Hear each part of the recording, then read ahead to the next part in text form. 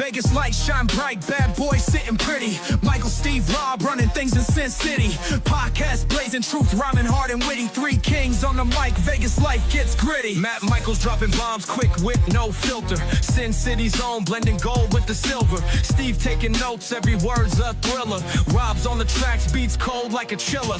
Bad boys a podcast, raw truth they broadcast. Speaking facts so fast, haters coming dead last. Las Vegas legends, three amigos top class. Mic in hand, setting fire, never outclassed.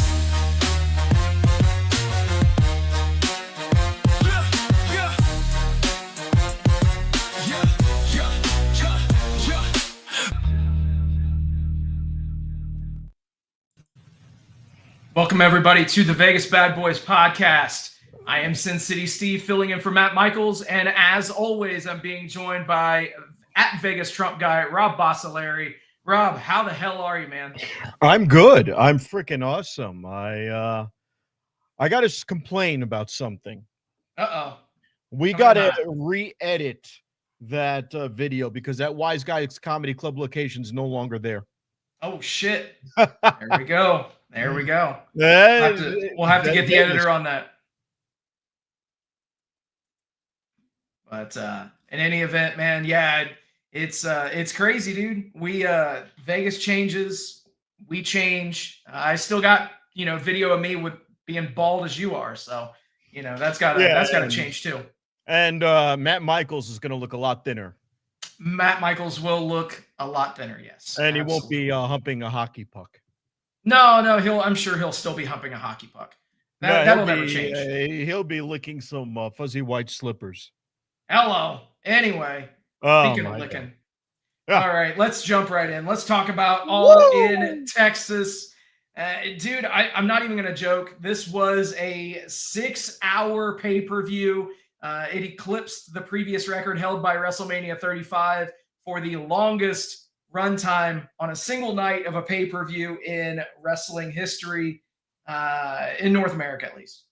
I'm going to take the glass off so you have a reflection. What I will say now, this was one of my favorite pay-per-views of all time, full stop. Wow. I'll be damned, dude. All time? One of. All right. Hey, realistically, it was a 6-hour pay-per-view, but it kept my attention for most of the entire show. So kudos to them for that, for, keeping viewer attention. Obviously, there were some things in the middle that, could have impacted that. But let's just jump in, man. Let's just talk about what everyone's talking about with that show, and that is the main event. Dude. Could there be any better of a display of just uninhibited violence that actually told a story? And that's the difference. That's really the difference, is that, they have had matches where they've just been, blood offerings to, some deity or whatever. But this actually told a story. You had long-term storytelling elements in this match, from everybody being dispatched. One thing that I found to be very interesting, as we look at this screenshot, you've got Darby Allin with the callback. Obviously, Darby was put on the shelf because the Death Riders threw him down that flight of stairs. In all actuality, he was doing his Everest climb. But nonetheless, so they tied up that loose end by having him rappel from the fucking ceiling, complete with a video package. You also had Bryan Danielson in there, whose career was cut short due to the Death Riders showing up in the Blue Panther mask and, hitting Yuta with the Busaiku knee, dropping people with yes kicks. Dude, and obviously there's not an image of it, but you had to tell the story, and they did it. They actually had a sit-down exchange with Hangman and Swerve on Collision. And you had Hangman bring a chain into the locker room, have a sit down saying that he regrets everything that happened between he and Swerve. Swerve said the exact same, and Hangman left the chain in the locker room. I was hoping that they would pay that forward to the finish, and they fucking did. And also, choking John Moxley out. His head Yeah. turned red as a tomato. Boy. There is no question that, what happened. He was dangling by that chain. He had to tap. I mean, good God almighty. Absolutely, man. And, it's very interesting the way that everything worked, because we all gave this Death Riders storyline a lot of shit throughout the entire time. But, this does just show that you do have to kind of trust things, because in spite of how bad, quote unquote, this title reign was and how ill received it was by a lot of people, what are people going to remember? They're only going to remember how it ended. And they did a masterful job in giving people the result that they wanted, while also keeping true to babyface tropes. One thing that I found extremely interesting, everybody who came down to the ring to help out Hangman, no one attacked Moxley. Everyone was there strictly to neutralize everyone else.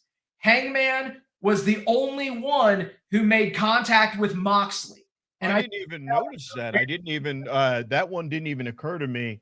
What I will say is this. It did the job, but there were so many loose ends tied up. With Cody Rhodes in WrestleMania 40, there was one ending.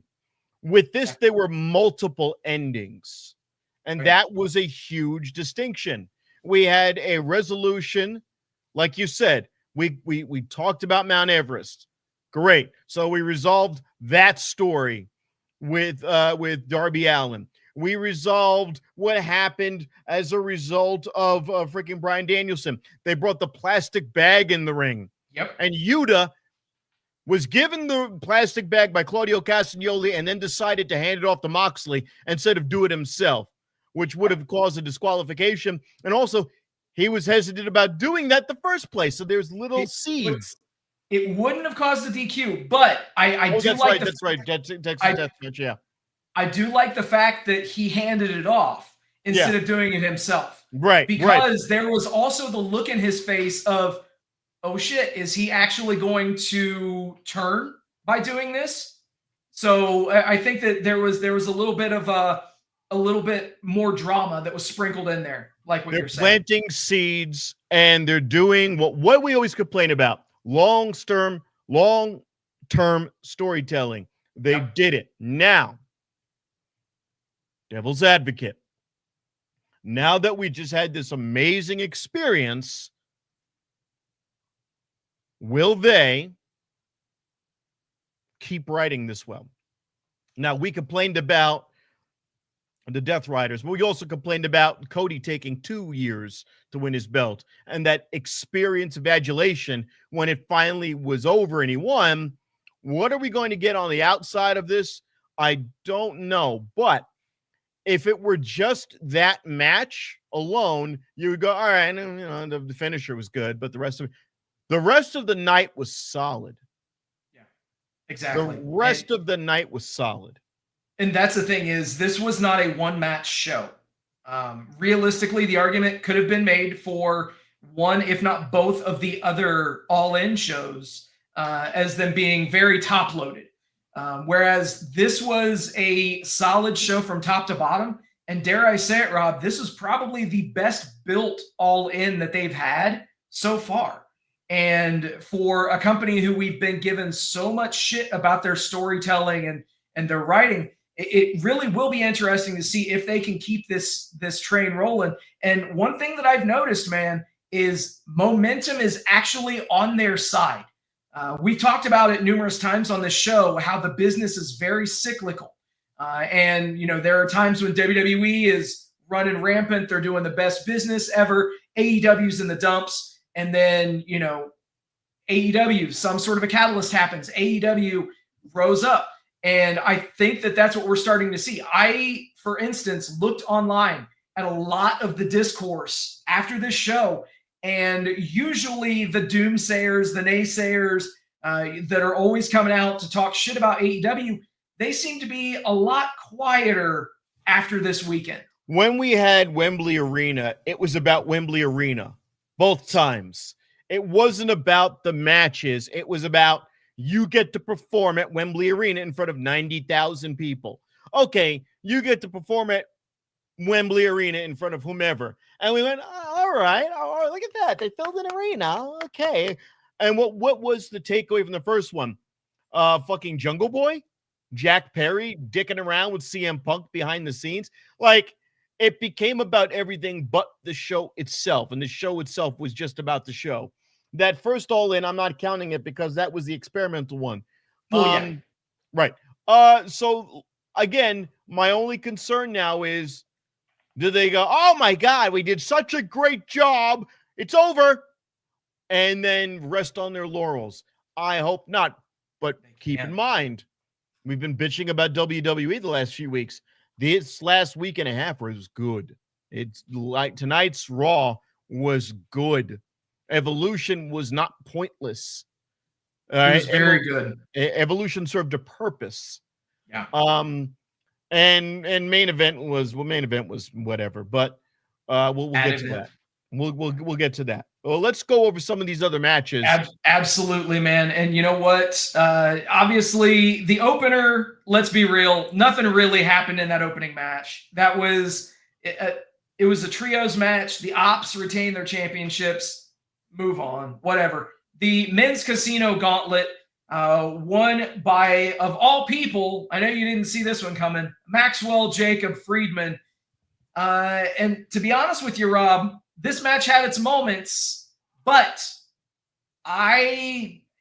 this match felt like it had something lacking, man. I don't know what it was. It was just missing something. There wasn't a whole lot in the way of surprise or intrigue in this match. I'm going to disagree. The point of these casino gauntlet matches, as we know, is to see how the fans are going to react when all these stars come out one after the other. Now, the way WWE did the casino gauntlet, or their gauntlet tonight, was, all right, you're pinned, out, you're out, you're out, you're out. This one was one pin for the finish for the entire thing. So there was every opportunity that they could have cut half, cut it, 15 minutes short, and wouldn't have seen all the people that were potentially in it. We got to see the return of the Bang Bang Gang, the Gun Brothers, Juice Robinson, Ricochet. Ricochet, which again proved his worth in the ring and was dominating the middle of that card. Jay Driller, given to Roderick Strong by Mark Briscoe, and then MJF runs in and gets the pin. And they set it up. MVP is the Paul Heyman for this business, for this promotion, I should say. And he was like, hey, look, let my man sit in the back and let all these flat scans go out and beat each other up, and then you come out there and take the pin.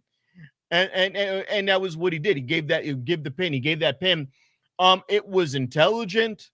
There were a lot of scenes where MJF looks befuddled because he's just sitting around the ring.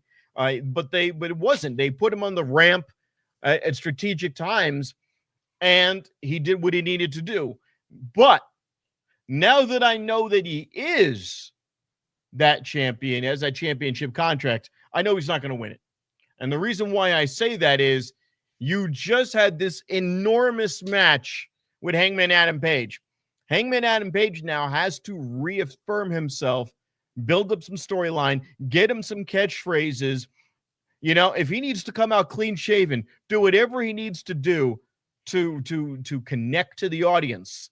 Well, he abandoned his heel theme. He went back to the original. Yes, he did. They said that. Yeah. They said that during the commentary. Like, he's out tonight, back with his original theme. Yeah. So great.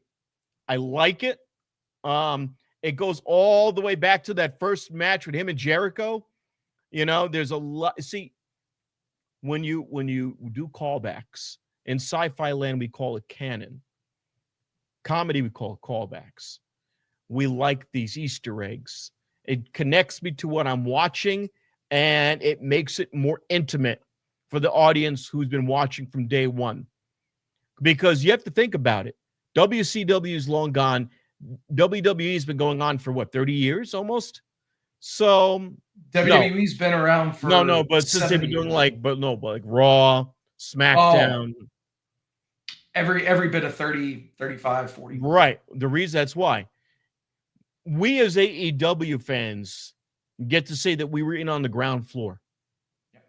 So we can watch over time and remember, whereas, you know, with WWE, and I cut it back to just Raw and SmackDown, you can go, oh, wow, I wasn't there for that. I don't remember that. These characters are still fresh. So when we see people come out like from SCU, Scorpio Sky? yeah. With Scorpio Sky coming out, we get to go, wow, look at how they've rebranded him. This is incredible. Yeah, absolutely, man. And you know, it's one thing that I do like the fact that they are leaning into characters and driving that emotional attachment, which is what they need to be doing. Unfortunately, speaking of emotional attachments, we did have something that affected, dare I say, the following 30 to 40 minutes. And that was a very, very heartfelt and tearful, I don't even want to call it a promo, but just some words from Adam Cole, who word is coming out right now that he's suffering from complications of yet another concussion. I saw another report saying that he actually suffered a stroke, which, yeah, is not confirmed yet. So take that with a grain of salt. But those reports are out there, unfortunately. So you don't want to see him fail, but at the same time, there's a point where his health is just not there. They gave Daniel Bryan to Bryan Danielson. They kicked him out of WWE off the fighting roster for that reason, because he was a health risk to himself. This guy looks like Bryan Danielson Jr., but also he's not at the height of his career anymore like Danielson was when he left. Danielson left, you know, like what, 2 years removed from the Yes Movement. Then they recycled Daniel Bryanson with the stupid wicker fucking woven shitty knapsack belt. Planet champion. Oh my God, that was disgusting. But that was still over because he was such a fucking heat magnet back then. Yeah. Now you've got this guy who's not done anything relevant since he left WWE. He's gone through 3 different factions. They're all mostly forgettable. He brought in Roderick Strong, and great. Kyle O'Reilly, great. They can wrestle, but they're not, they're not memorable. Right. Roddy Strong has the mustache, and he doesn't, and he's screaming. Then he's not memorable. He was there to eat pins. Okay. So you've got this character surrounded by a bunch of rejects from the golden era, and I don't care. I didn't care about NXT that much to begin with from that time point. When I first saw him, and I'm like, wow, this looks like Shawn Michaels without any talent. What is his fucking ability? He hits you with a boom.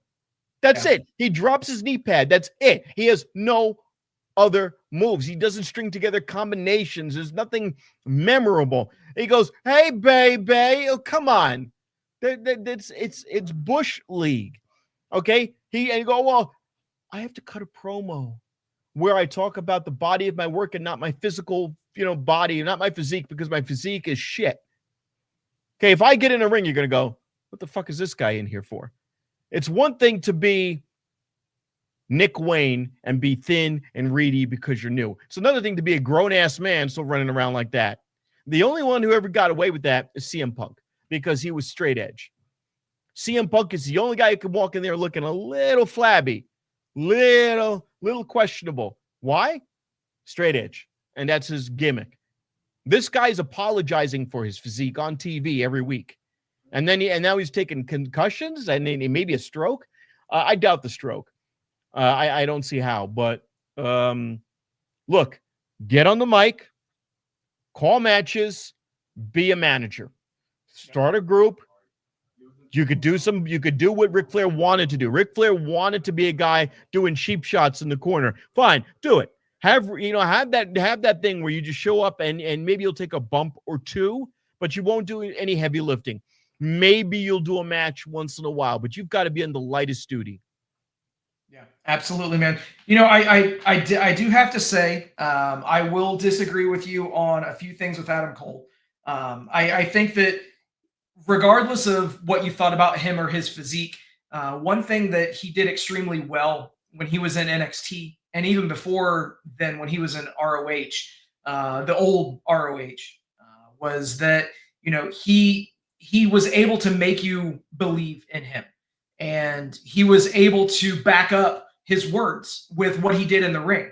The thing that astounds me is if you would have put me into a coma and 5 years ago, Adam Cole is a part of NXT. I think he might even be a champion at that time.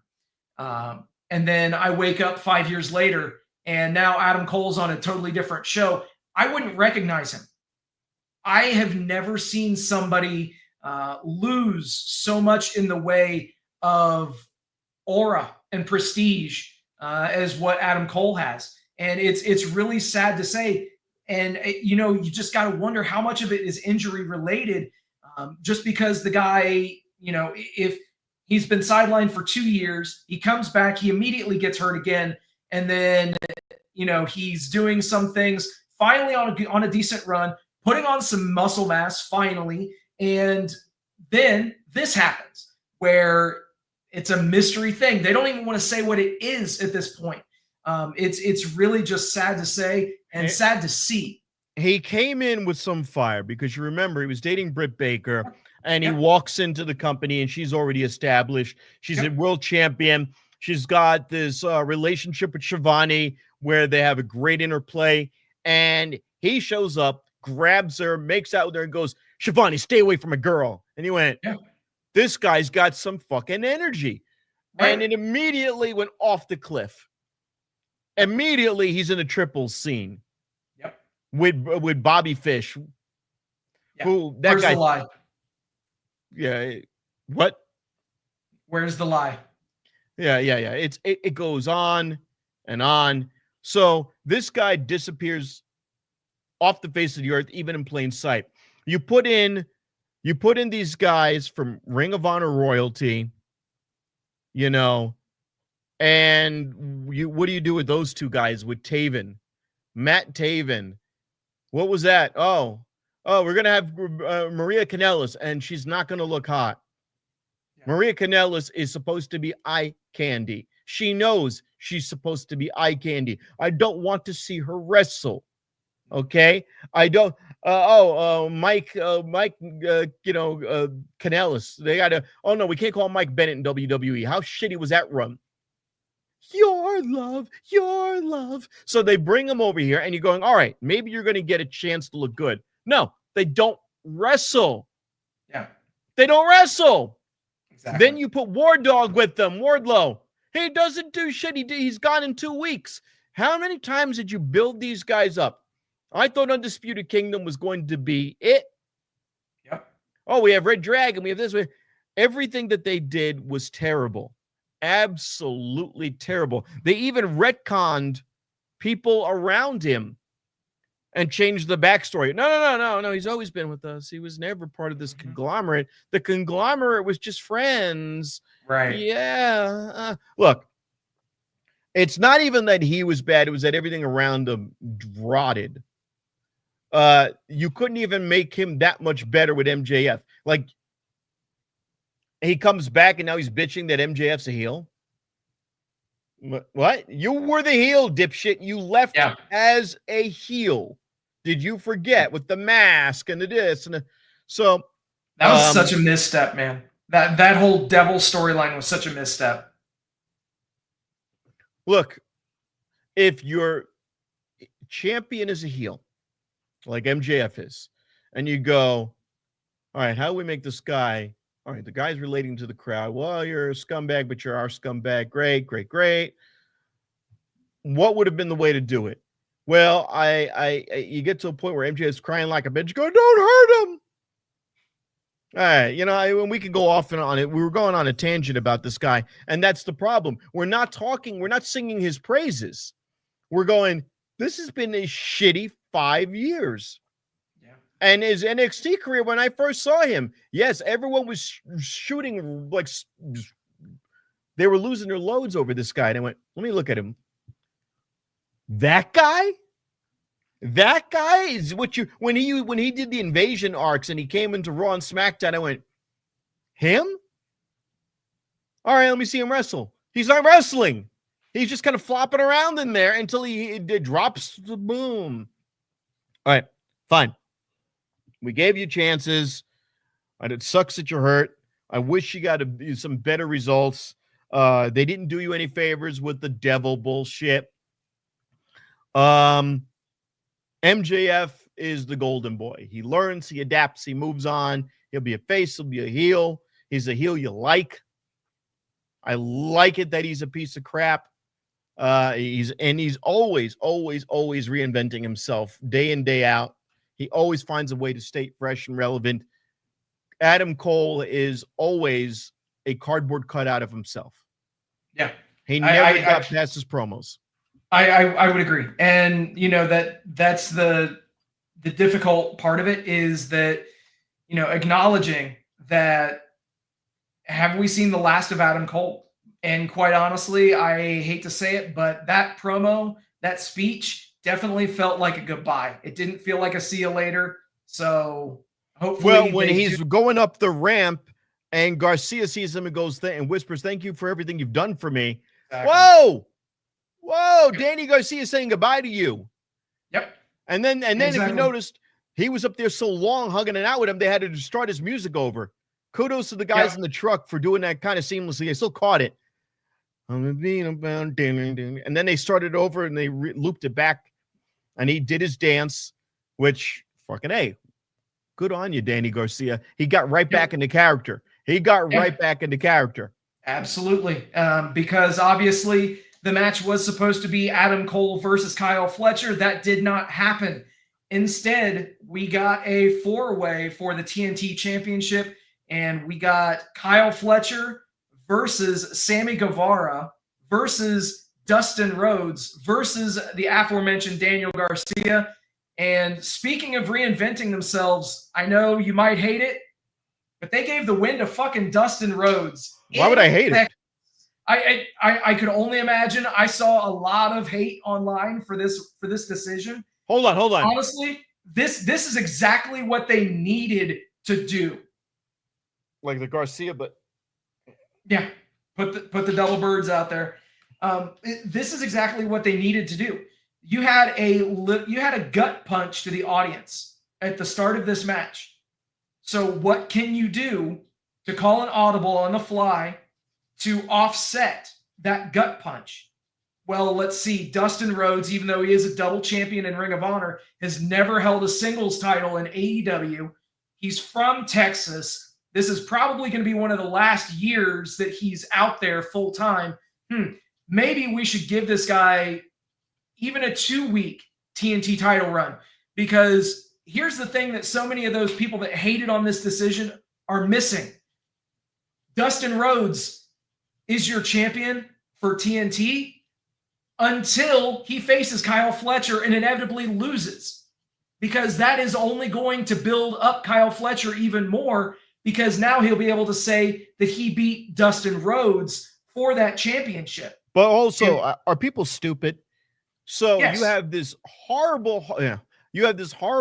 thing by which, again, I'm hating the results that I got of Adam Cole. I want anyone to succeed. I don't dislike the guy's drive. I don't dislike necessarily the energy. He's a person I want to succeed. It's not like, it's not like the guys from Crew. Who's the younger one who always keeps fucking up his career? Action Andretti and Leo Rush. See, why do I forget his name? Because he made himself forgettable.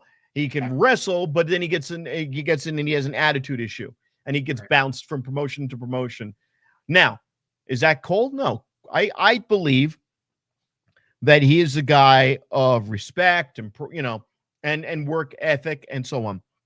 That said, you're not going to have that match go into the hands of Kyle Fletcher right away. You don't want that. You want people leaving with a happy moment. Exactly. And they made it They put his nephews out there. They put the Von Erichs out there. When he won that, he's crying. He's happy. Happy. If you give it to Kyle Fletcher, it is going to be a double down. It's going to be a double downer. Exactly. Nobody wins. The thing that gets me is how they turned it into such a moment. Because keep in mind, when Tony Khan woke up that day on that Saturday, he said in the press call that he was all set, ready for Adam Cole versus Kyle Fletcher. So literally that decision was made that day to change and call that audible and put the title onto Dustin. So, props to them for doing what they did. Props to them for, quite honestly, making the decision that they did. And I'm here for it. So speaking of another decision, yes. Well, I was going to say, let's not forget, though, we already know what people feel about Danny Garcia. But watching the return of Sammy Guevara and the crowd just turning on him, the return of Guevara, and he is not over. He did every one of his, of his signature moves and all of his hokey shit. He did the Sex Gods pose. He did every single move. He's still good in the ring. He did the kip up, the slow kip up, all of it. Nobody cared. Now, I got to feel bad for that guy because that guy is original AEW from day one, and he's got no love. No, and he had mic skills. Jericho did the best he could with him. They did some great things. He beat Cody Rhodes. He had some great feuds, and he is out in no man's land. Yeah, very true. And, speaking of people that are not out in the middle of no man's land, up next we had the Will Ospreay and Swerve Strickland versus the Young Bucks match. If the Young Bucks won, Ospreay and Strickland could not challenge for the for the world title for a year. If the Young Bucks lose, they're no longer your EVPs. And as you can see on the screen, Ospreay and Strickland won after what some are calling the second best tag match in the history of AEW. I would tend to agree. To be 100% real, this match was fucking awesome. And quite honestly, was what you needed because, say what you will, the crowd was still a bit down from Adam Cole's announcement that heartwarming moment with Dustin didn't quite bring them back. But I'll be dipped in shit. Ospreay and Strickland, they got the crowd back, and they did not look back for the rest of this show. Let's go from the beginning, the ring entrances with the choir, with the Gothic choir singing the entrance for Will Ospreay, with JoJo Offerman singing Ain't Nobody, which is a throwback to how Swerve Strickland used to come out. On the Indies. Again, steeped in continuity, connecting back to old matches. And if you don't know what's going on, you're going to go, what is this? This is so weird. I haven't seen JoJo Offerman in a while. I remember. So the Jacksons crossing the fucking Delaware like Washington, like George Washington, because they were the founding fathers of AEW. And they had Justin Roberts read on parchment paper their contributions to wrestling. This is such pageantry that we have not seen since the 80s of WWE. Okay? It was fucking great. And that's what I want. I want this. Matt's going to go, you're such a fucking, you're such a goddamn mark. Is that all it takes, Rob? Yes. Well, that's because it's an AEW. That's because it's an AEW. If it would have happened in WWE, he would have thought it was the greatest thing ever. So he would have popped a stitch. Shit. Of course. Now, here's the thing. 4-way battle with two finishers. Stereo house call Hidden Blade was incredible. Nick Jackson is like a well-oiled machine. The way he is flipping through the ropes to the fucking apron is just amazing. How fluid he is. I also like how they're not wearing their sneakers or Reebok sneakers anymore. They went back to Jordans, but and cheap ones. Those Jordans are only $80 at the outlet mall. You could still buy them. Well, you got to keep in mind they, they figured that some shit was going to go down in this match. So yeah. You want sneakers, they're going to hold last. Was it a good match? Yes. There was one complaint I had about the match. The stipulation made no fucking sense. The stipulation was so silly You are going to lose a year of not your career, but challenging for a belt you might not have had anyway, versus us putting our presidency on the line. What the fuck? I would have said, go fuck yourself. You're losing nothing. You lose 12 months. Who gives a shit? I'll be totally real, man. They got me because in my mind, I'm reverse fantasy booking, and I'm like, okay, well, here's how they could do this. And I came to grips with, I sat down to watch this show and this match, full on just expecting the Young Bucks to win this match. Of course. Because if nothing else, they could have told the story of Swerve and Ospreay being the finals of the Owen Hart tournament, and whoever wins that can challenge for the championship at All In next year, which would be after a year. So I think that all things considered, it's going to be interesting to see where the Young Bucks slot in, if they're going to be, back doing regular tag matches, and if they're going to be less of a special attraction, which is how they've been used. You know what? In the words of another wrestler, girl, you better find yourself. Yeah. We'll get to that a little later, but that's it. All right.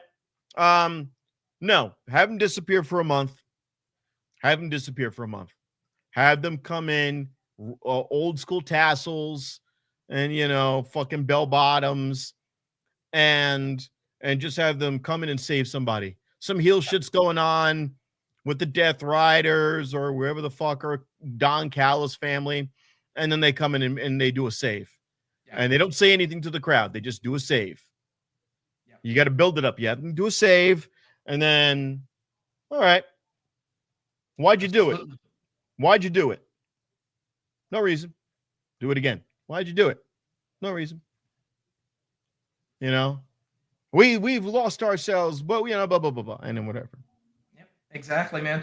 And, something that followed next was very, very, very encouraging, shall we say. And I'm talking about the women's casino gauntlet match, which I'll go on record as to saying this right now, Rob. It was so much better than the men's. It was not even funny. It had everything the men's match should have had. You had your surprise entrance. You had, and by the way, those surprise entrants came in the form of Alex Windsor and Shuri from Stardom, who made their AEW debuts. And, well, Windsor's been on TV before for AEW, but they made their debut as part of the roster on this show and in this match. And for the love of God, you give the win to Athena. What better way to bring the Ring of Honor Women's Champion, the Forever Champion, to the quote-unquote main roster, where she should have been from day one and where she can be going forward. Now, what did I say earlier? These gauntlet matches are here to see how the crowd responds to certain guys. She was over with the crowd. The pop for her when she came down was like, holy shit, she might as well just be coming from WWE for the first time. Okay. Yep. Hey, Tony, they like her. And you know what? Yeah. He answered back and said, I know, dipshit. I just gave her the contract. Chill the fuck out. We hear you. Right. I hear you. I don't listen to anybody else. Exactly, man. Good. Don't Vince McMahon this shit and wait until it's like 6 months stale. And then you go, all right, you little bastards. I'm going to give a fucking Kofi Kingston a belt for 1 week. Shut the fuck up because he's losing it in 7 seconds. Oh, shit. Man, I'll tell you, obviously give Athena her shine. And, fuck it. Based on the results that happened later on in the night, somebody is continuing a title reign. So maybe you put that title on Athena and you let her run with that championship. I think that, definitely worse things could have been done, and worse things have been done with this women's division. But kind of pivoting from there and turning to the tag team division, you had a match that realistically was never in doubt. No one realistically thought that anybody was walking out with these titles except for the Hurt Syndicate. But what followed was what was really important. And that was Nick Wayne dropping Christian with a kill switch Kip Sabian looks on. You had Mother Wayne slap the shit out of Christian, and you got him raring up for a concerto. And then all of a sudden, you think you know him. And out comes Adam Copeland, but he did not run immediately to the ring. No, he had to pose. On this day, He had to get his fucking fireworks and pyro. We complained when Penta did this. Yep. And that was my first thought. I was like, yep. You know what? Call that out with Penta. We got to call it out Just here. because you fucking hit somebody's theme music, I'm still going to concerto the shit out of you. If he's dancing around like that, it would have been better if you got this shit concertoed out of him. Oh, yeah. But realistically, nonetheless, with the willing suspension of disbelief being damned, the patriarchy scattered, and you have Copeland in the ring telling Christian to go find yourself. No, excuse me. He went, girl, go find yourself. Those were his words. And he came down with his favorite spiked bat. And I was like, look, number one, may I just say this, and you have this, but you're not a wrestler.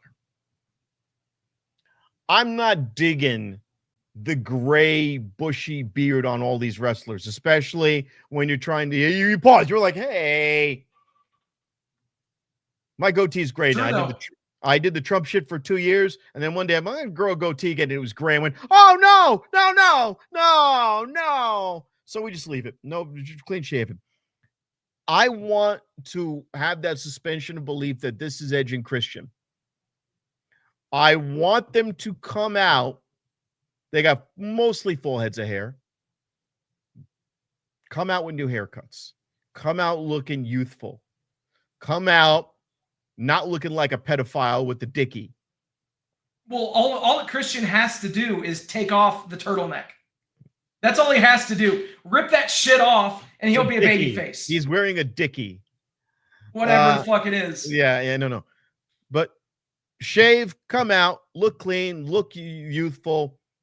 Okay, if you got to use the Plexiderm shit that makes the eye bags go away, Plexiderm, yeah, fine. Before every match and before every promo you cut, do Plexiderm. Okay, all right. Beth Phoenix will approve. Okay, she'll like it too.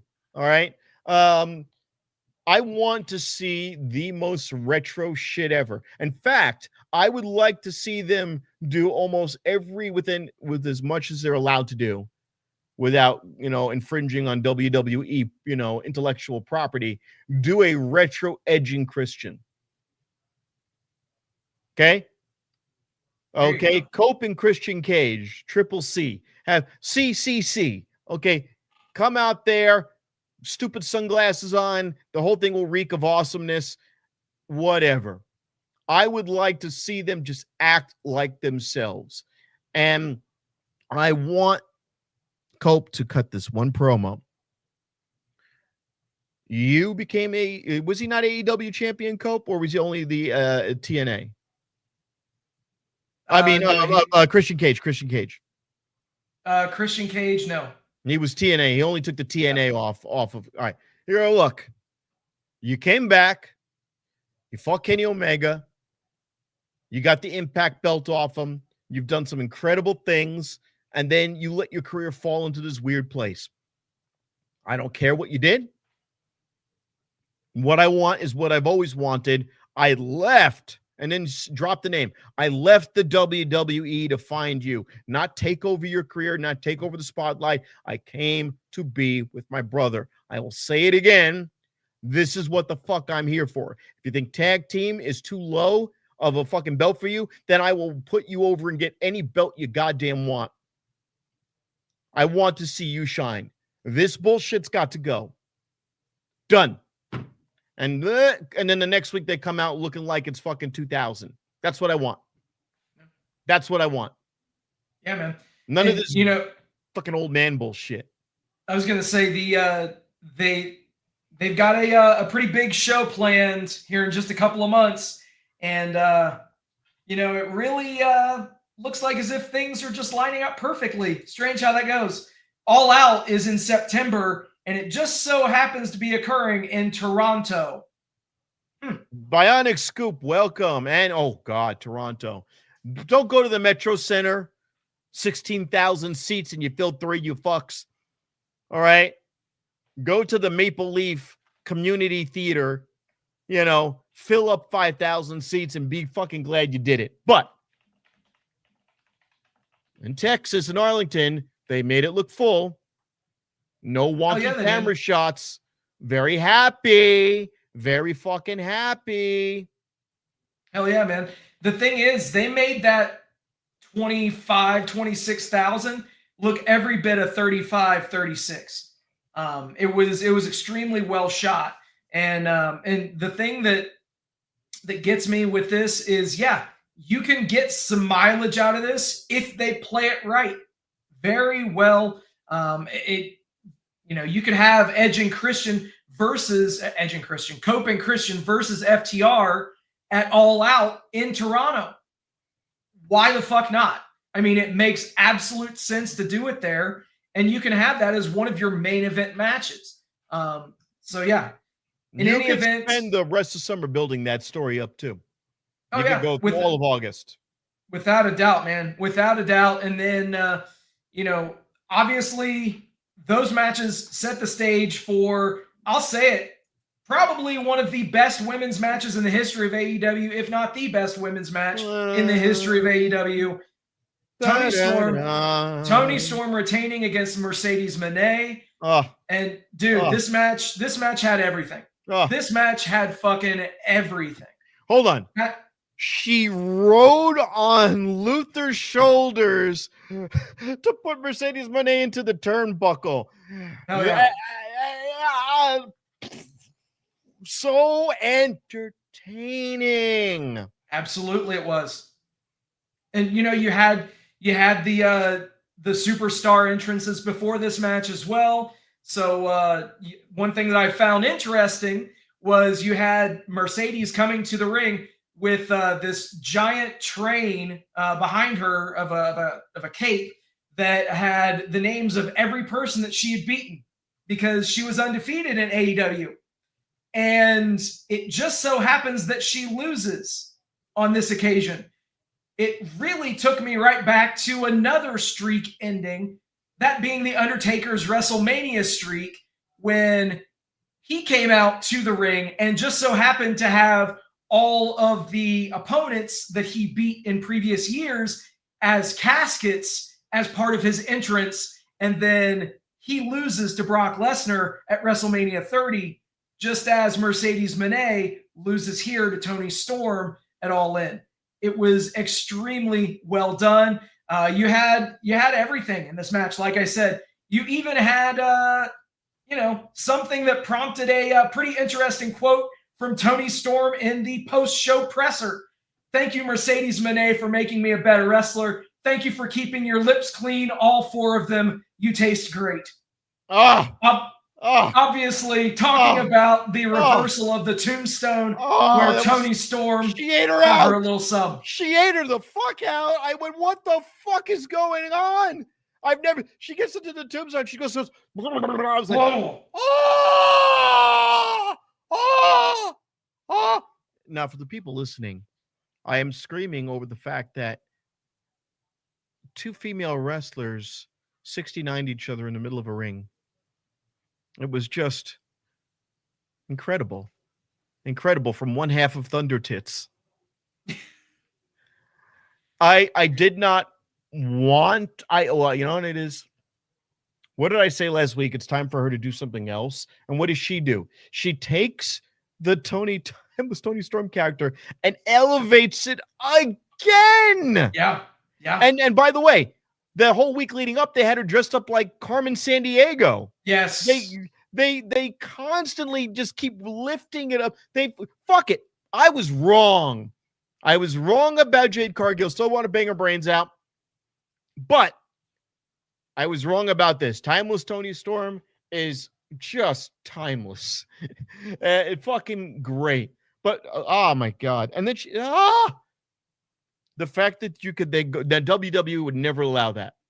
No, not She at all. wouldn't, and to definitely say, oh, your lips taste great, all four of them. You would never. She would have Oh. been fired for that. Oh yeah, of course. Miz got fired for less.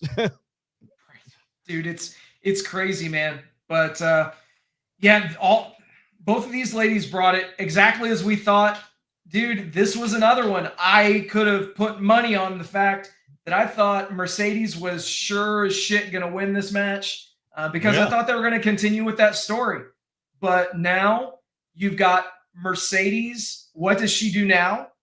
Likewise, you've got Tony with Athena now looming in the distance with that contract that she can cash in, which we've never seen Athena and Tony Storm go at it on TV, which I think could be very interesting. Here's my question. You don't watch Ring of Honor, you're seeing Athena, you're thinking, wow, she got slighted. Now you're going to watch her for the first time in a long time. And she's a face. How do you square that? Having two faces go at each other, because never in wrestling does that ever really last. 9 out of 10 times. The only time I've ever seen it, we've had two faces, is where you had a divided crowd, Rock versus Stone Cold 17. Yeah? It's a divided crowd. We get that. WWE got that. This is just for all the marbles. Fine. If we go this route, I don't see Tony Khan playing it that way. So something's got to happen in between. Yep. Athena's going to have to climb a little bit. Yep. And she's going to have to reestablish herself. And by the way, notice you didn't see in that women's gauntlet match. No Taya Valkyrie. Right. No Deonna Purrazzo. Nope. Those two, sorry, get your ass back over the TNA. You'll have some. It's unfortunate, but it sucks. They're relegated to Ring of Honor strictly at this point. Yeah. Sportainment guy in the building. Yo, what's up, brother? What's up, man? El Contreras. I feel bad for those two women. They both have the ability and the talent. The Virtuosa has the wrestling ability, and Taya Valkyrie has the mic skill. It made sense to pair them up, but it went nowhere. It went fucking nowhere, and the fact that they were not even present is telling. They'll be rushing to get out of their contracts. Unless they like the light schedule, which might also be a thing. I don't know. But if I'm not mistaken, Deonna Purrazzo's husband is Steve Maclin, so she might as well be on the same, fucking TNA schedule as him. Would make more sense for her. Yeah, absolutely. And it would give her access to WWE. Yep, absolutely. And last but not least, as we wrap up All In, we did have the new unified champion, Kazuchika Okada, as he picked up the win over Kenny Omega in the latest chapter in their epic saga. They are now tied 2-2-1. So they've had 5 matches, and now the score is even. So pro wrestling math just tells you at some point they got to revisit this. Now, this match was nowhere near the quality that their previous matches have been. But then again, keep in mind, man, this has been 8 years after the fact. So you couldn't really anticipate it being of the 6-7 star capacity. It was still a very solid match, though. Very solid match. He can't. So at one point, I mean, you have to remember, prior to this injury, let's rewind the clock 2 years. Kenny Omega is hitting these insane Snapdragon suplexes. He did one in that match against Okada, and it was more a half and half. It was somewhere between a Snapdragon and a half and half. He's not wrestling at his best. He was never a flyer, per se, but his better moves were very, very slow. Do they frame the match well? Absolutely. They give you the history and the providence of how we got to this point, and you go in there understanding that these guys are clearly older, and that The video package was fucking great, by the way. perfect. Wasn't too long, it wasn't too dramatic. It was just right. It wasn't syrupy. With the grayed out WWE grainy picture. No, it was, this was the excellence of two guys culminating over a 4-4, blah, blah, blah, blah. Fine. Great. But there was a lot of fuckery with the Don Callis family. Oh yeah. Now you do that because you want Omega to look good. You don't want him to look like an ass. Nobody necessarily rushed out to help him per se. Did anyone really? I until it was too late. Ibushi was out there, but yeah, he was. They took him out. And again, I got a horrible memory, but at the same time, if something doesn't stick out of my head, that in fact Kota Ibushi was there the whole damn time, and I didn't even remember it. It speaks to how good the match was, but it also speaks to what sticks out in your head, and it wasn't Kota Ibushi. It was all the Don Callis stooges, one after the other, and he should have. It was a couple of times there Omega should have won the match. It was good. Do I care about the unified title? No, it's the name is shit. It'll become the Intercontinental. Yep. Honestly, it should have been the Intercontinental from day one. Yeah, the Continental International. What? Which was also the North Atlantic belt. Yep. Which the All-American title too. Yeah, that was stupid. Look, just fine. Give it some time. They'll do it again. They'll rebrand it again. Yep. I would have liked them to just say the United Intercontinental belt. Yep, exactly. Done. All right. So All In the books. Now that you've heard us yap about that for an hour, let's hit these other shows. Just really briefly, want to touch on Supercard of Honor. A very solid show all around, but I have to make mention of the Bandito versus Konosuke Takeshita match for the Ring of Honor World Championship. Some people are saying is a match of the year candidate. Honestly, it was a fucking great match. Also, somewhere else on this show, you actually had AR Fox actually win a match. I'll be damned. That's newsworthy in itself, as he picked up the win in a $50,000 four-way match. So yeah, Ring of Honor's Supercard of Honor occurred on Friday, and then pivoting all together from AEW to WWE. Let's start talking about what happened on Friday. Speaking of, with SmackDown, the biggest newsworthy moments from this show, we got new tag team champions in the Wyatt Six. You got Jelly Roll over there, I guess. It will be in a tag team match. We'll talk about that shit in a minute. And then Aleister Black against Ron Killings. Oh, man. SmackDown. Do you have a chance to take that in? A little bit. Why don't you give us your thoughts on the Aleister Black situation? It just goes to show, man, the grass is not always greener on the other side. Obviously, it goes to show that, Paul Heyman, by all accounts, is kind of campaigning for Aleister Black behind the scenes to have a more high-profile presence on the shows, which is great. I'm definitely a fan of his work. I think that he can do a lot of great things, but unfortunately, something's just not there. Something is missing, and he's languishing out there in a sea of mediocrity, man. I don't know, man. I don't know. His last WWE stint was a run against Big E, where he was basically torturing Big E and hunting him down and doing all this weird shit with the lights. And it was supposed to look like he was making you high, his presence and his aura. In AEW, and Malachi Black is a dark, tortured soul who is going to, wreak vengeance on you. He got Cody, Rhodes to the point where he was almost going to quit, if you remember.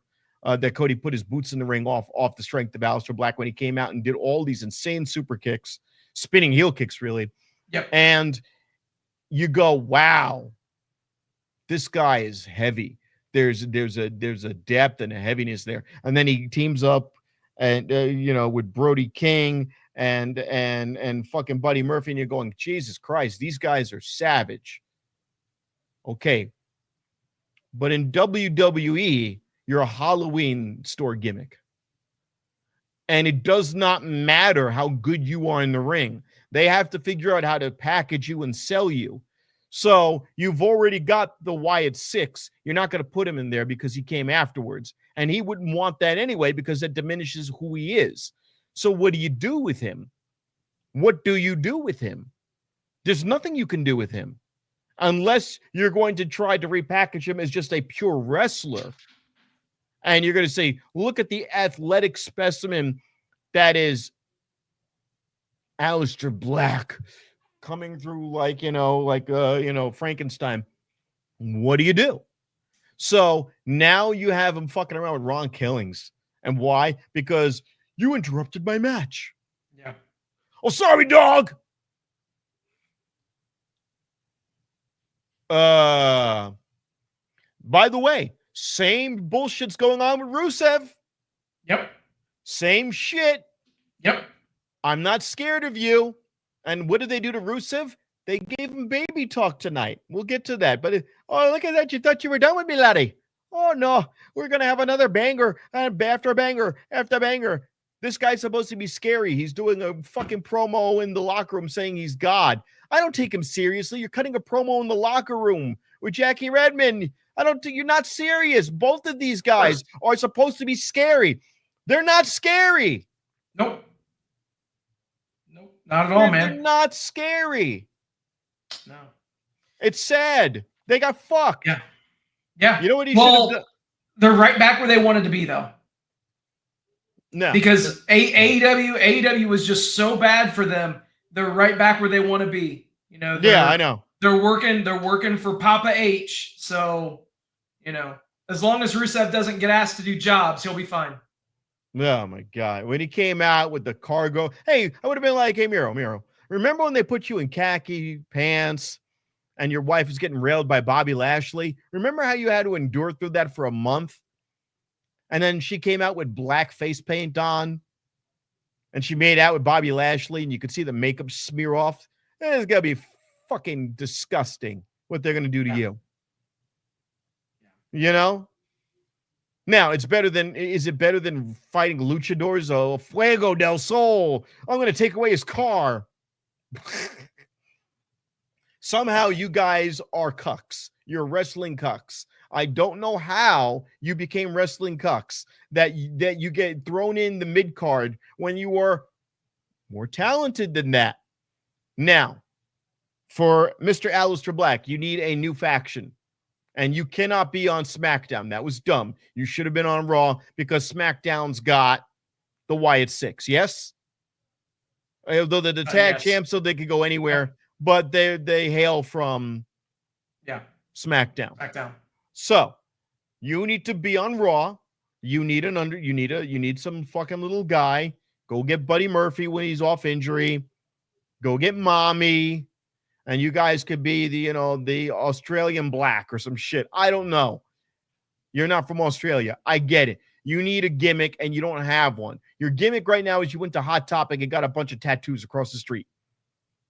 That's your gimmick. In the alley across the street. Yeah. Oh, and you've got a white contact lens in one eye. Why? Because somebody put your head into the corner of the steps. But we don't get that anymore. So that gimmick is a long time past. Hey man, at least he's showing continuity between all of his brands that he's been on. So. Oh, what is that, Tommy End? No, JR. No. Is that Alice? No, JR. No. They're telling me in my ear that he's Malachi Black. Does he eat clean? And does he like barbecue sauce? Oh, man. Speaking of things that are amazing like barbecue sauce, I'm talking about the Great American Bash Well, I mean, maybe somewhat. I don't know. A few of those words are great, but not all of them. Realistically, just to quickly run down this show, you had Javon Evans defeating Jasper Troy. You had Sol Ruka defeating Izzy Dame. Ethan Page defeated Ricky Saints in a Falls Count Anywhere match for the North American Championship in what everybody has said is the one thing to see on this show. So that's pretty awesome there. You had Oba Femi defending his NXT championship. You had Jordan Grace and Blake Monroe defeating Fatal Influence. So realistically, if you didn't miss this show, didn't miss a whole hell of a lot. That Page and Ricky Starks or Ricky Saints match was the highlight of this show. Moving on to Saturday night's main event. In here we had Goldberg's swan song, man. Yeah. And the end Seth of Rollins. Goldberg is here. And Seth Rollins. we're gonna get there. We're gonna get there. You had Solo Sikoa defending his United States Championship. You had LA Knight picking up the audible win over Seth Rollins, who unfortunately he had a bad landing on an Asai moonsault attempt and jammed up his knee. Instantly, they went to a finish. So that's never a good sign when you see that, man. So do we have that video from? I think I sent you the link for that video where they're. So I don't have the video to play here, but I do have obviously the screenshots and the aftermath. Yeah. So this is never a good thing. Whenever they're carrying him out of the ring, and he just goes fuck, because as soon as he got on and when his feet touched the floor, and he felt the pressure, I guess, on his knee, he knew he was bad. Yeah. You don't see a lot of men these days wearing that knee brace. A lot of women lately, but not so much the men. Maybe that's what he needs, is those stone cold knee braces. He's at that point in his career now. It doesn't. He probably was told a long time ago, do it, and he said, "No, that's not my look. I don't want to look like a crippled guy." I can only imagine, because this isn't anything new for him. His back, his knees. I mean, he's always hurt. Yeah, and he puts it puts a lot of wear and tear in your body. I went to wrestling school for a month, and there were people in their 20s going, "My knees hurt all the time." Yeah, and they said, "Take these pills." Yep, exactly. Take these pills and deal with it. Well, yes, your cartilage grinding, your patella's loose, your ACL and your MCL. All right, well, we'll put a knee brace on you. Absolutely, man. And then rounding out the Saturday night's main event show, we had Drew McIntyre and Randy Orton. And, we also had some interactions with Jelly Roll. Yes, that Jelly Roll, who is now going to be featured in a match at SummerSlam. Randy Orton and, yes, Jelly Roll versus Drew McIntyre and Logan Paul. Yeah.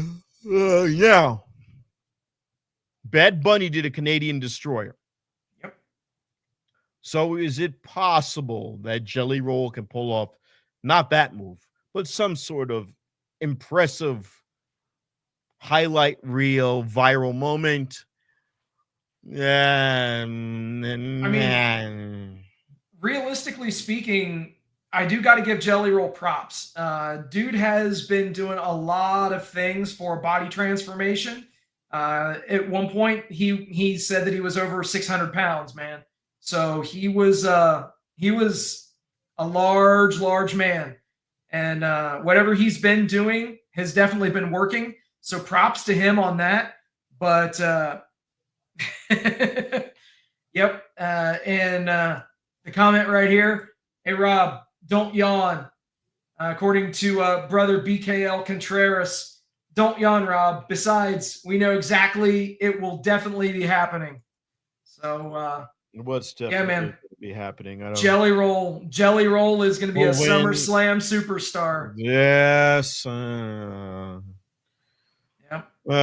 know what? And then next week we'll have Teddy Swims. You know, why not? Let's just get all the fat white guys with face tattoos who can sing decent.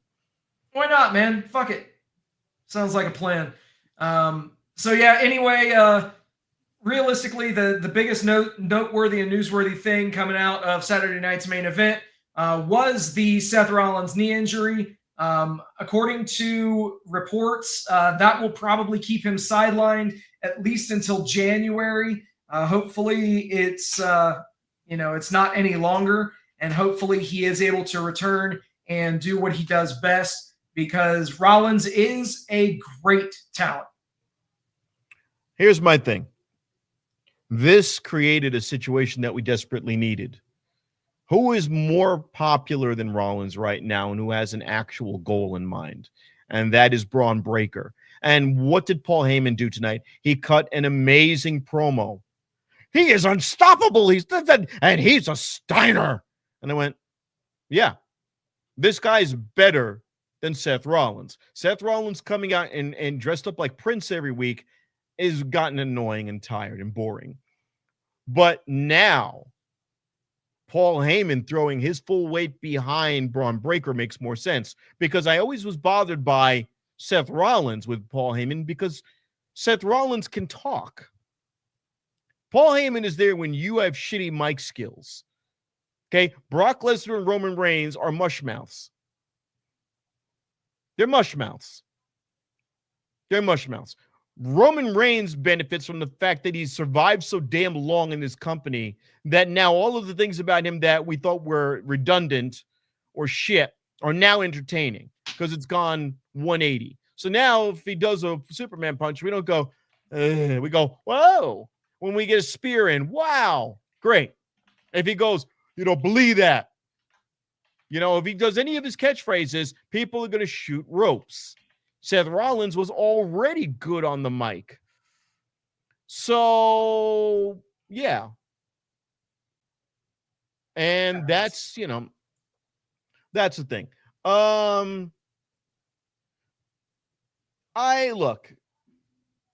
We know exactly how Paul Heyman stole Seth Rollins' thunder until we saw Braun Breaker's next big thing. Serious, man. Here's my attitude on that. You got to pivot. Braun Breaker was already a great IC champion. He was already a great IC champ. He won everybody over. And Paul Heyman can take him to that next level. Fuck it. Give him some sort of a push, because you're stuck with this guy now until you're stuck with him until Seth Rollins gets back. So you got no choice. Push him to the moon. Push him to the moon. Yeah, absolutely, man.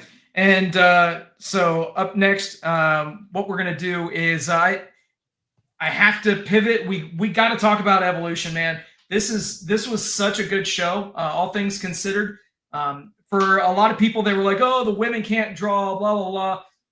Okay, this show was bookended by two very, very, very good women's matches. You had the three-way for the Women's Intercontinental Championship. Lyra Valkyria, Becky Lynch, and Bayley going at it. They had a very solid match. Becky Lynch retains. And, if nothing else, the visual of her celebrating in front of the Becky Hogan sign was fucking worth it by itself. But yeah, all three of these women brought it. It was very, very solid by effort by all three women. And then also, we had the Tiffy time. We had Tiffany Stratton, Trish Stratus. All that can really be said about this is, dude, Trish got the absolute shit beat out of her in this match. I don't know what the deal was, but yeah, she was just getting thrown around. And yeah, most of all, it kind of got capped off with Tiffany Stratton hitting her best moonsault ever. And Rob, when I tell you that she landed on Trish's face with this moonsault, bro. Like it was just all of her weight just down on Trish's face. Yeah, it was not pretty to say the least. And so would you call that a botch or just off by a few degrees? Off. I think it was just off, but nonetheless, yeah, Trish had a bit of a curtain call after the match, so hopefully that's not it for her. But it wouldn't surprise me if it is. Elsewhere on this show, we had the Battle Royal to determine the number one contender for the women's championship at Clash at Paris. And this match was actually, it was won by Stephanie Vaquer, who actually the last elimination was Lash Legend, of all people, from NXT. So the Rocket is full on strapped to Stephanie Vaquer's back as she makes her way to challenging for one of the women's championships at Clash in Paris. But we got to talk about that main event at the Evolution show, man. Io Sky, Rhea Ripley, dude, they put on what a lot of people are saying is a match of the year candidate. And that was before a cash-in. So obviously what the main takeaway is going to be from this match is going to be the cash-in with Naomi. And yes, Naomi is your new women's world champion, ending Evolution on a surprise title change, which is very, very good. And everybody over there on that show should proceed with caution. So real quick on that one. Number one, I noticed you didn't mention the Jade Cargill stuff, and I only could find that relevant because she's still going to be at SummerSlam challenging for the women's belt. So that's important too. So how she performed there, very key. I do want to get your thoughts on that. With regards to Naomi, this is interesting because tonight was important. Your first night afterwards, you have to cut your first promo as champion, and the crowd got behind her, and she had to shut that down. You don't want to go back into cutesy babyface land. She shut it down. She didn't go after the crowd. She weaved her way around intelligently and just said, "No, you didn't think I could do it, but I did it. You didn't think I was there. I did it." She didn't go full out hatred of the crowd. It was a very good promo. I liked how she interacted with the other two, and that obnoxious laugh is growing on me.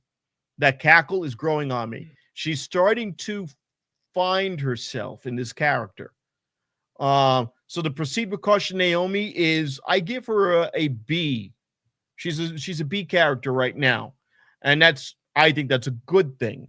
She's not an A+ character yet. She cannot, like, to me, a Becky Lynch is right now at B- C+ area. Why? Not for the wrestling capabilities. We know that they wrestled well, but as a character, I'm not emotionally invested. This is all to build Lyra Valkyria and to get her to build her chops in and out of the ring. I get that. The Battle Royals, let's try to find who the crowd starts to get behind. JC Jane and Jordan Grace. You know, the only way you get Jordan Grace not winning is fuckery. Well, obviously they had to continue whatever story they're telling, and you had Blake Monroe cost her that match. So, they basically turned Blake Monroe on her, which, yeah, Blake Monroe, the former Mariah May, should not be a babyface. She should not be a babyface. So she was initially miscast. This makes sense. I get it. And, you had mentioned the Jade Cargill versus Naomi match with Bianca as the referee. I think that WWE has a great track record of doing this, where they will put over whoever is facing somebody with the briefcase earlier on in the night, so that way you just assume, oh, well, this person went through this type of a match. They're not going to be in any shape to continue or to come out and challenge for this title. So it was done extremely well. Obviously, you're pushing Jade because she's your queen of the ring. She's going to be getting the title shot at SummerSlam, so you want to keep her strong.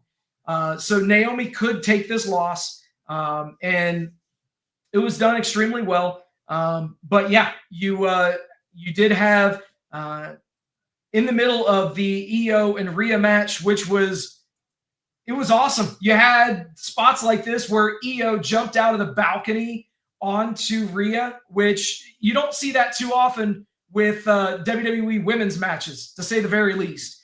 So good shit right there. And this was a very, very solid match all around. But yeah, I see what they did. Some of the things in the middle of the show, whatever, Judgment Day women retained their women's tag titles. It was what it was. But the biggest noteworthy and newsworthy thing coming out of this show was that cash in for sure. Elsewhere, let's talk about tonight and what went down. Rob, I'm going to use your feedback and what went down on Raw because I did not have a chance to see it. So tell me about Raw from tonight. All right, number one, the AC in my house is out, so I'm dying in here. It's like 85 degrees. Raw tonight. Yeah, we see a little bit from Chelsea Green, but not too much. She has a run-in behind stage. Not that much. Tonight was about what we do with Naomi, what we do with Braun Breaker. Those are the two guys. We have the return of Roman fucking Reigns. That was amazing. All right. Now, so Brother BKL, JC Jane is the next tape to face against Masha Slamovich, and winner takes all for both TNA Knockouts and NXT Women's Champions at Slammiversary. Are they going to combine belts in winner take all? It'll be winner take all. They'll carry both titles. But all right. Yeah, that's it's kind of dangerous because we're seeing TNA get absorbed completely and losing its identity. I do not want it to be NXT West. You know, I don't want this to be Raw SmackDown. That's a little sketchy for me because TNA is a very unique promotion unto itself. A lot of women wrestle the men, and it's very entertaining. And they sell. There's a lot of excellent storylines that could easily be eroded. I don't want to see that. I want them to keep what is unique about Impact Wrestling. That makes me nervous that they're going too deep into that. That said, first things first, I know you don't have some of the stuff, but we have Naomi coming out, and she's not entirely giving it to the crowd, but then we get Io Sky and Rhea Ripley. And Rhea Ripley, you know what? I want to say she's not scary because she keeps losing, but fuck, she's scary when she's talking down to her and goes, "You screwed me out of my opportunity to beat Io Sky, and you screwed me out of my opportunity to take back my belt." And Io Sky going, "You know what? This is mine. This was my belt, and you took that from me. This was our match, and you ruined it." And they're about to go into this big bickering. I don't like when they go into the cat fighting shit because then it's broken up by Pierce. He comes out there and he goes, three-way match, triple threat match at SummerSlam. Thank you. Goodbye.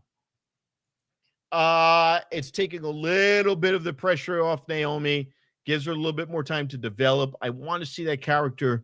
She's on the edge. She's on the edge. She's at like a week after, like when Timeless Tony Storm did that AMC black and white thing and all. She's at the beginning where you don't know where this character is going to go, but I need more. I need more seasoning on this. My steak right now has salt. I need pepper. Okay. You've got this gauntlet match, and it's set up that Braun Breaker is going to win. Braun Breaker goes through all of the guys like a hot knife through butter until he gets to Mr. Yeet. And then we see interference from Bronson Reed. Okay. Bronson Reed starts getting involved in the match. It's a no DQ match. Not much that could be done about it. Fine. All right. Whatever. We knew this was going to happen. But CM Punk. We're expecting CM Punk's going to get his ass kicked because it's 2-on-1. And we get a save from Jey Uso. Punk wins. The retaliation hits immediately. Already Jey Uso is wiped out and CM Punk is wiped out. Bronson Reed is more fresh. So these guys are getting their ass kicked. And what do we get? A bunch of OTC chants. Wait a minute. Now I'm going, wait a minute. I know the IWC is, pervasive, and they find out about shit and then it spreads. But they were chanting for him. And what did they do? They waited. Oh, you think you know what you're going to get? Well, fuck you. Now you're going to wait an extra minute. Now these two guys scrap an extra minute. And then Roman Reigns came out. And Roman Reigns delivered a Superman punch. He delivered a spear. I will say this. Every spear looks weak compared to Braun Breaker's spear. No shit. Braun Breaker delivers a spear to Jey Uso, and it was not one of these back and forth 26-mile-per-hour spears, and it still was scary as fuck. He just crawled from outside of the ring and jumped in and speared the shit out of Jey Uso.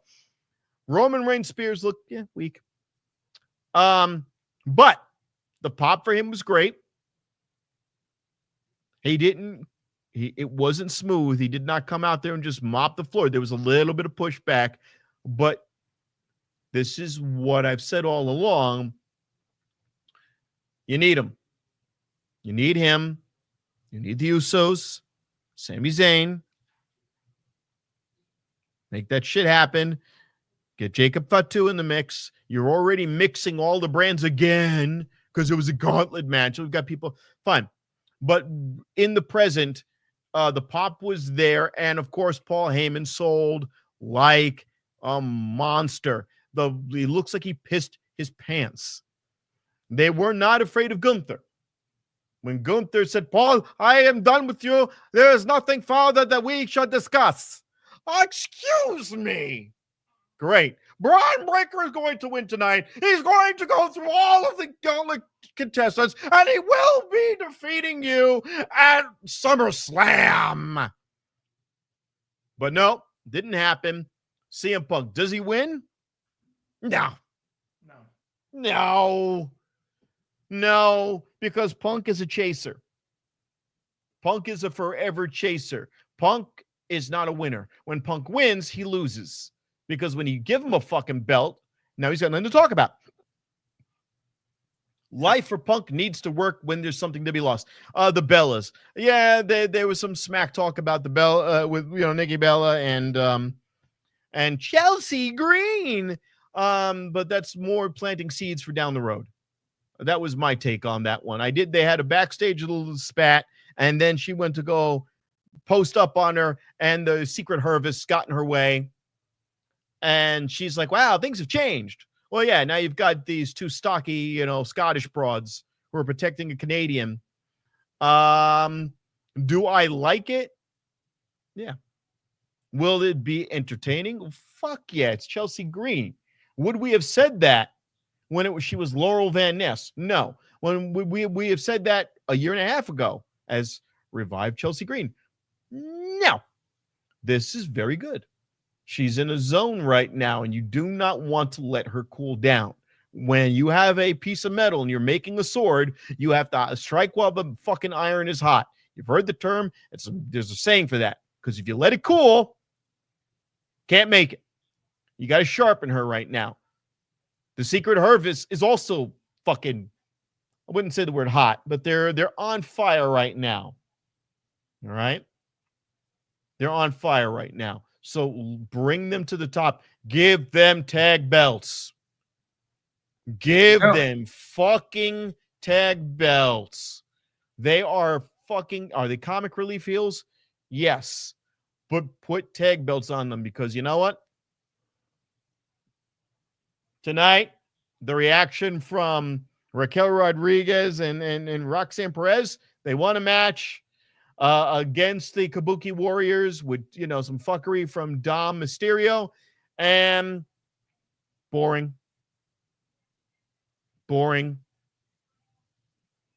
Yeah. Boring.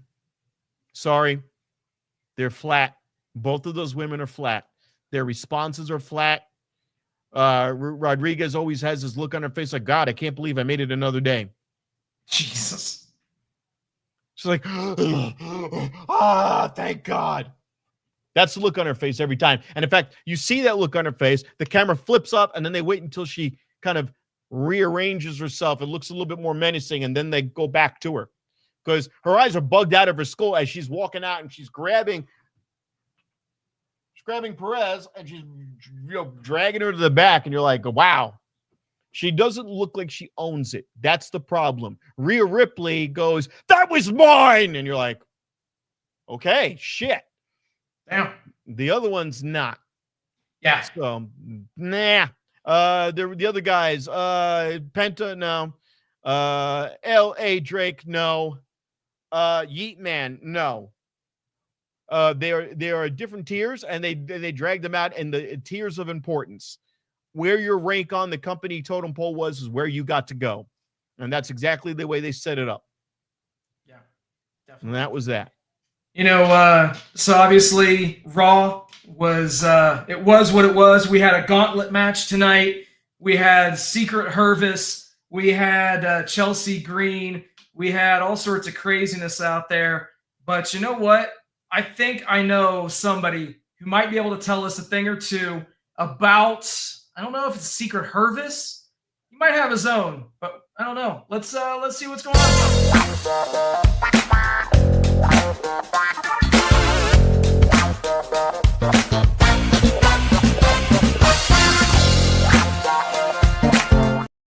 Cut the music. I know what my music is. And by the way, quite frankly, that's not my theme. All right. I'm getting the wrong theme here. It's supposed to be Hail to the Chief. I think I'm going to do what I did to Rosie O'Donnell to kick you out of the country. Okay. You could go live in Ireland for all I care. No, We've thanks. got these two. Excuse me. It's not going to be your choice. We've got these two Scottish women, the Secret Hervis, which quite honestly, looks like they would be able to do an even better job than my own Secret Service because they're not letting Chelsea Green take any bullets. It's true. They are protecting their champion. Maybe not that well, though. She's not the champion anymore. But we've got Piper Niven and what's the other one? Is it Alba Fire? Which is the one that got kicked out? Yeah, Isla Dawn is no longer around. It's Alba Fire. Isla Dawn. You will not see the dawn of a new day in the WWE. So sad. But they're not doing a bad job. It's decent. We've got CM Punk ass and CM Punk ass with the I don't know which one was Jelly Roll because he's got a Jelly Roll forming. He's got a muffin top on those pink shorts. He's got a little bit of a muffin top. You know what? He would have 6-packs if he didn't drink 6-packs, you know? So sad. So sad. What is he drinking? Gluten-free beers, though? I don't know. He looks like oh, yeah, that's right. Pepsi, Broken Phil. Pepsi, Fragile Phil. Hopefully he won't be injured before this. It'll be him and a wheelchair match with Seth Rollins. That's what's going to happen. It's going to be him and Seth Rollins in a wheelchair match in the parking lot in the handicap section. So sad. So very sad. Seth Rollins has the knees of a 95-year-old, okay? You know what? I could bet Sleepy Joe Biden could kick his ass at this point because he could walk at least. Oh, it's so sad. And he was screaming, fuck, when they dragged him out of the ring. That's one thing he won't be able to do with Becky Lynch. Fuck. You won't be able to do that with a bum knee. Oh, boy. Not at all, man. All right. So we heard from the president. Now let's take it up.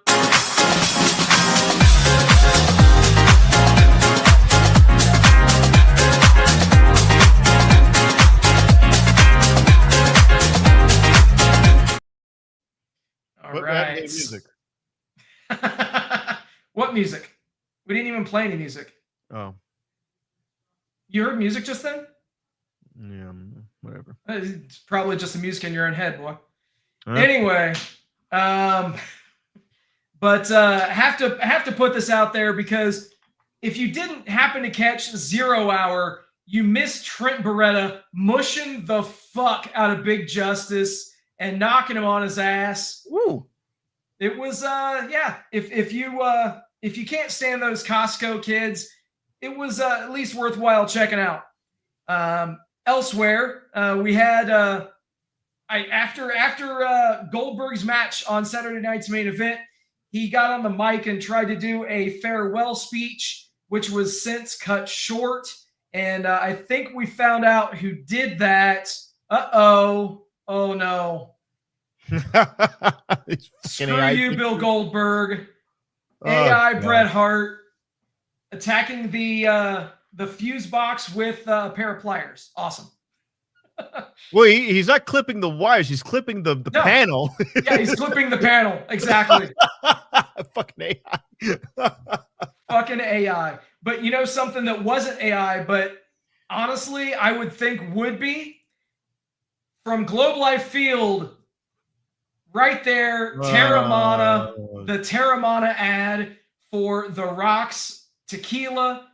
Yeah, he bought the space between Jon Moxley and Hangman Adam Page to advertise his tequila. So savage.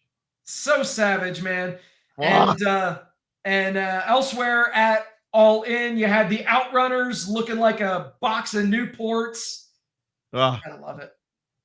Gotta love it, man. And obviously, we spoke about the debuts that we saw elsewhere on All In. How about this shit? Josh Matthews showing up on the 0 Hour. Looking as douchey as fucking possible. Dude, that faux hawk is pumping, dude. That's what happens when Michael Cole has a fucking baby. Well, what's the guy who was crying to get his job back? Thank God they gave Corey Graves. Corey Graves. Corey Graves. Michael Cole have a baby. That's what you get. Josh Matthews. Shit. Damn. And then last but not least, man, the look. This picture gets better the longer that you look at it. You see the imprint from Gunther's hand across Goldberg's chest and just the deep depression that it makes. But then look at Goldberg's face. He's just smiling as if to say, "You motherfucker, that don't hurt." No, that was more a wince. That's a wince. That's a wince. Hey, he's like, Look, if he's happy, he's flaccid. I don't know. Exactly.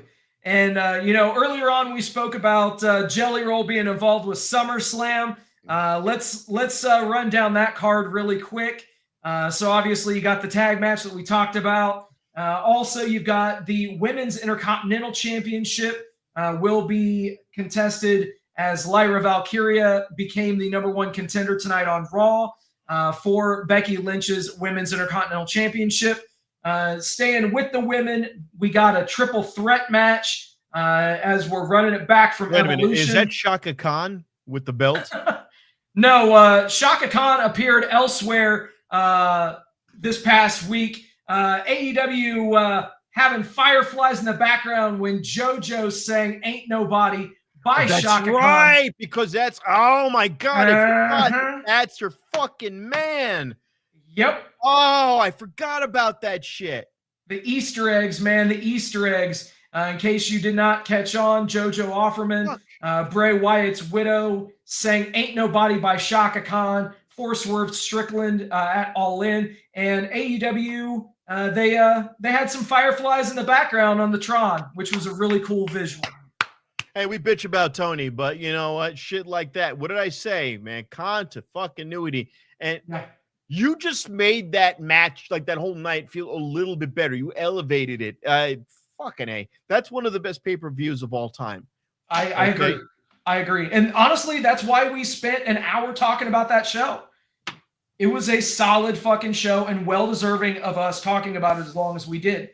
But SummerSlam, again, running it back from Evolution, except this time Naomi's not going to have the advantage. It's going to be Io versus Naomi versus Rhea in the three-way. And then elsewhere, we've got your girl Jade Cargill.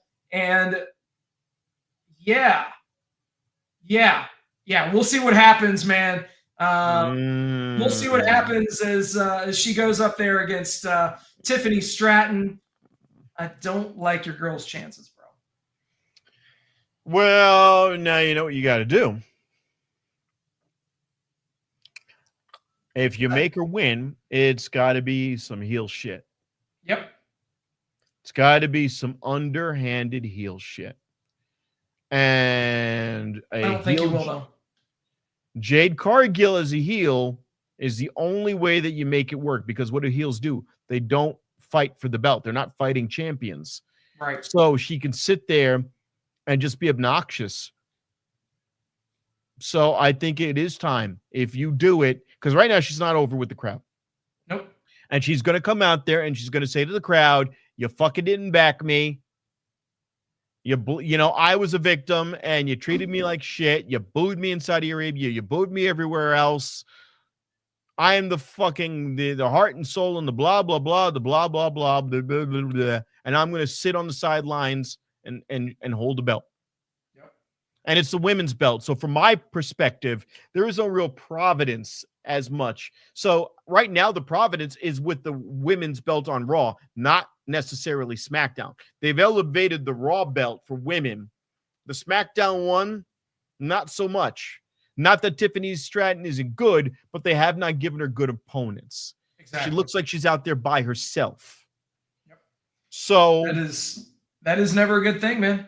That's never a good thing. And speaking of people who are going to be out there by themselves, we got Cody Rhodes challenging for the Undisputed Championship, but I don't know who he's challenging. I don't know who he's wrestling, because I just see a belt kind of levitating over there. All right. Yeah. Anyway, Michael Cole over here. Yeah. So anyway, we're gonna be running that back, dude. You know, it ain't AEW, so I'm not gonna play the graphic. I'm not gonna play the drop, but this just seems tailor-made for a double turn. You execute the double turn. You have John Cena get punked out by Cody Rhodes, who turns heel, sides with The Rock, sells his soul, takes the championship, and that also allows John Cena to be cheered for the last half of 2025 when his dates come to an end. You know what you get when you have a heel Cody Rhodes? You get The Miz. You get a boring, calculating guy who's going to explain in great detail why it's best for business and my family like it. But now is a heel. So now I have to relive. How do you know that? How do you know that? I'm thinking because I remember when he was in TNA and he was fighting for the belt. Not TNA. I apologize. Well, he was in TNA and he was a heel in TNA and he was shit. And when he was fighting Sammy Guevara for the belt, for the TNT belt, and how obnoxious he was and how boring he was. Oh, you want me to be a heel? I don't want to be a heel. Oh, I have to have this belt. I can't get the main belt, but I have to have this belt. And sorry, kid, you're not going to make a kid. And then boring. And they took it off him. He set himself on fire to get over with the fans. Yeah, and it still didn't work. It did not work. Now, nope. He took a gash over his fucking head, eating fucking steel, reinforced steel. So, him as a heel, unless there is some excellent writing behind it. Also, I don't want him cutting promos that much because I'm hearing his S's are getting weak again. So, him as a heel, to sit through a year of him bitching and moaning. No good. You can't. And also, think about it. You've been a babyface all this long with everyone behind you. So now how do you cross that bridge? Oh, well, you supported me and I only lost once and I immediately won again. I really, for all intents and purposes, could be a babyface right now because what would they do about it? Which could be a way to do it. Yeah, exactly. You could triple screw over, but WWE doesn't think like that. He could come out with The Rock the following Monday, if The Rock decides to show up for work, and go, hey, so this is my new boy. And then he goes, hey, fuck you, Rock. I just wanted the belt. I told you, Rocky, go fuck yourself. What are you going to do? Take it from me, and then you could have Cena chase. all the way back until his final day and lose in a rubber match. There you go. You could do it that way. And Yeah. you could have, in the final match, The Rock try to interfere to get it back on Cena, and then Cena go, wait a minute. I don't want it like this. And then Cena leave at the very last minute as a babyface. Yeah. Having that come to Jesus moment at the very last minute, that would be amazing. Yeah, absolutely, man. Yeah, it remains to be seen what they choose to do with SummerSlam and beyond. But yeah, it's going to set us up for quite an interesting last half of the year. But Rob, we're winding down, so let's go ahead and get some final thoughts. Tell us where we can see you this week. Tell us where we can follow you on social media, all that fun shit. So Vegas Trump Guy, TikTok, Instagram tonight. As soon as this is done, I'm going to haul ass in my car and try to get over to Boulder Highway. And maybe you might be able to see me at Boulder Highway, a backstop run by Caitlin Daisy B. And that's going to be a great show. Wednesday is Ola Abibi. It's in the Arts District off Charleston on Casino Center Drive. Great spot, 10 o'clock with Lex Las Vegas as your host. If you want my cameos, that you can look down and scroll down on my Instagram or TikTok page. You can find my cameo information. Only $25. Have Trump, Obama, Cat Williams, Elon Musk even. I will have one of them or both of them cut you an amazing promo or happy birthday or commercial, whatever you wish. Hell yeah, man. All right, and just want to say thank you to all the folks out there watching us, listening to us. Thank you for liking, sharing, subscribing, doing all the stuff that you guys do. We appreciate each and every one of you. Also, very special thank you to all the brave men and women serving this country, whether you're doing it on lands, foreign or domestic. Thank you for doing what you do so that we can do what we love to do. And last but not least, repsports.com, REPP sports.com. Go there for all your pre-workout, weight loss, and general energy needs. Again, repsports.com. Use promo code Vegas at checkout and save yourself 10%. All right, man. We're almost 2 hours, but we got everything covered. I just want to say, again, thank you guys for hanging out.